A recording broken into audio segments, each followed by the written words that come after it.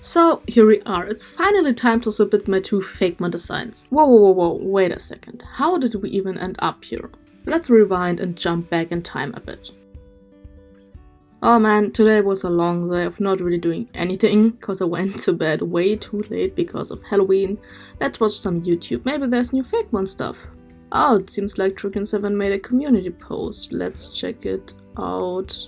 Wait, what? A fan evolution contest for 2 of his Fakemon? Deadline is December 1st and 100 artworks will be featured? That's a lot, I guess, or not? 50 per Fakemon, I guess. I'm not sure how many submissions he usually gets. Okay, that's very interesting. Let's check out the Fakemon for us to evolve, okay?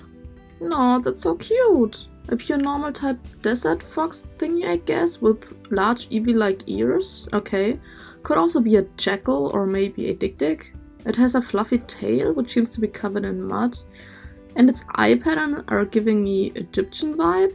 Okay, what's the other one? Oh, a fish Fakemon with a false body as a tail, I guess. This looks like a Fakemon I've drawn 4 years ago, actually, but in good. The real body looks like a baby shark. I guess it uses its tail to look more dangerous than it is. Okay, this actually seems kinda doable. No need to stress. Everybody keep calm. There's no one here.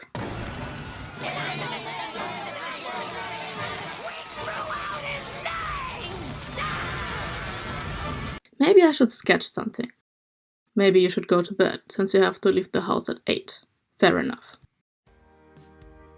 So, we're going to a museum for the whole day. Maybe I'll find some inspiration for the evolutions. Probably not, but I have to go there anyways, so we can try.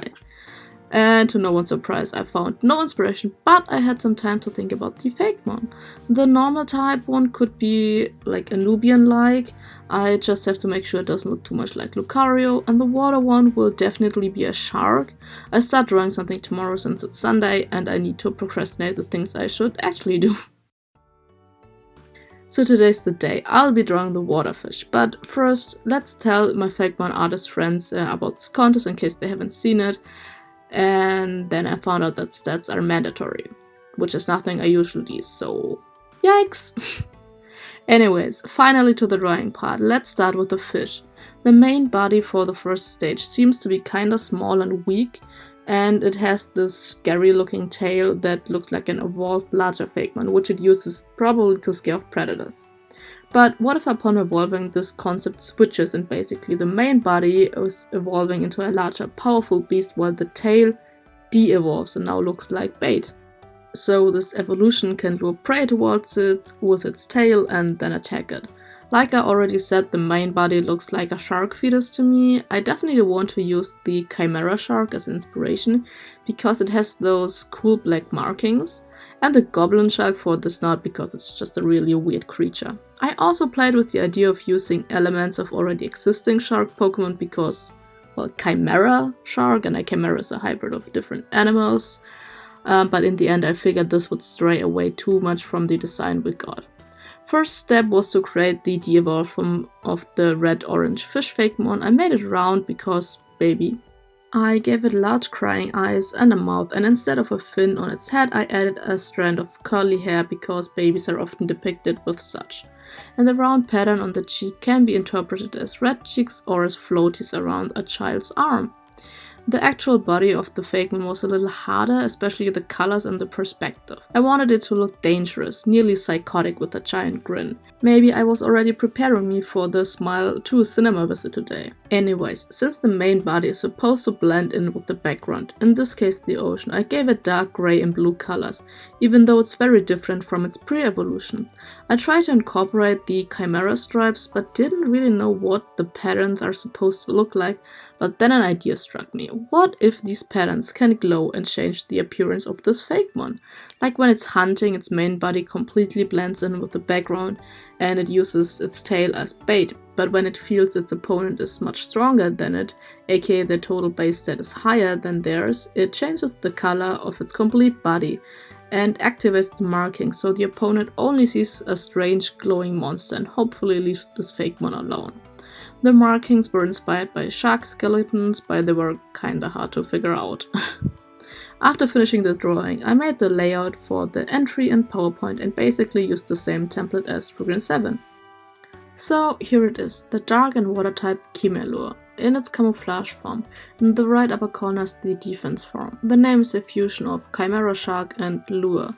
It has the ability Mode Switch if its opponent has higher base total stats, the attack and defense as well as special attack and special defense will swap. Honestly, probably a bad ability, but it makes sense for the concept. In the defense form, Chimellure would try to evade any attacks and slowly chip away HP from its opponent, instead of trying to one-shot it like it would try in its camouflage form. Since I had some time left until I met for cinema, I also started a sketch for the normal type. I settled on the Jackal and Anubis route. One of those Fakemon is basically a guardian of the death, or like a guide to the afterworld that walks around, and anytime it meets a dead Pokemon, it guards it to the afterlife. And at the spot where a Pokemon died, it places a mask reminiscent of the one passed away, kinda like a tombstone. It would use materials like clay, rock or wood to make the mask, all natural stuff, depending on the habitat the dead Pokemon was found in. I wanted to incorporate the canopic jars, which were used to store the organs of mummified people. And the lids were shaped like various gods, but since time was running out, I stopped and went to the cinema, where I got jump scared a lot by a friend who was jump scared by the movie. So it's Monday, I had to go to university where I made a 3D model and then started to write the script. And now I'll go home and finish the drawing. Which was a lie, I didn't do that. Instead, me and a friend showed another friend how to distinguish AI-generated images from real art. Well, November 5th was a politically turbulent day, to put it nicely. Didn't do anything besides being depressed. And skip. Again, no drawing, watched Epic all evening with 2 friends. I looked at the sketch again. Since it's been a few days and the main thing that bothered me was the sunkern mask, so I drew a slightly different version on paper, and I liked it a lot better. I also played with the thought of turning it into a canopic jar, so basically the Fakemon would create urns with the head of the Fakemon or its own head on it, but I already have an urn Yamask in my main project, and I wanted to incorporate Egyptian mummy portraits, which are painted on wood, so I kept the original idea. After finishing some uni stuff, I went back to my parents by train and I decided to do some scribbling and change the previous sunkern mask to the one I drew on paper earlier. I also switched the placement. And I got an idea that I think is kinda interesting. I removed the random shapes that were vaguely supposed to look like writing, but I decided to change that to little hieroglyphic pictograms of Pokemon that this Fakemon led to the afterlife. Every time this Fakemon creates a mask for a deceased Pokemon, a pictogram appears on the white papyrus-like patches on its body. The parts that are already blue once also were white, but are now covered in that many pictograms that they turn into a solid blue field. Since the train ride was really rocky, I couldn't do the outlines or anything else, so that's it for day 8. So I woke up, way too late, and decided that I disliked the line work of Chimellure enough to redo it. So I played with the settings of my usual outline brush and changed it up a little bit. And I like it a lot better now. I'm not sure if people can actually tell, but whatever. I'm not gonna change it for the other form, that's too much effort right now. Then I went over to the Anubian Fakemon. The sketch was already pretty much done, so I only needed to do the final rendering. I used my new brush and I'm pretty happy with it. When it came to the painted symbols and the painted sunkern mask, I played around with the line art a little bit and basically decided to make it hollow so it looks like they were carved in the material and then painted in the carvings. I also had fun with the psychic energy generating the mask, and I made some parts overlapping. Since both designs are finished now, I can finalize the templates I'm gonna submit and also write the rest of the script. Again, here's the normal type evolution, which I gave the name Anubicon. It combines the first syllables of Anubis, Beyond, and Constructor. I chose the words also because of the meaning and because they start with ABC. And here's the water type evolution, Chimellure. So here we are, it's finally time to submit my 2 Fakemon designs. I'm kinda nervous, but here we go. So first the file for the normal type Evo, and now the water type Evo.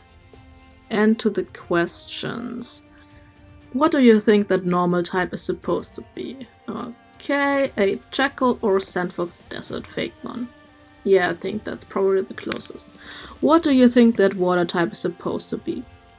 Okay, that may be a little weird, but I saw this Horngus of a Dongfish meme a few days ago, and I think that may have been the inspiration, even if it's stupid. But also sharks. Shark fetuses. Which was toughest to design and evolve form for? Definitely the normal type one, even though in the end I like it way better. But it took me a lot more time to figure out, and yeah. Okay, now I only have to press send. Well, now it's done. Too late to change anything, I'm not gonna think about this anymore. This was actually a lot of fun and I'm relatively happy with my 2 designs. If they don't get chosen, I may reuse the normal type one since I incorporated a concept I wanted to do for the Germans book anyways, and I think it's different enough from TRUEGREEN7's first evolution, so it doesn't look like I just copied anything. Now all I can do is upload the video to YouTube on private and wait until the day TRUEGREEN7 uploads his video. Until then I'm just gonna wait and see you in a few weeks.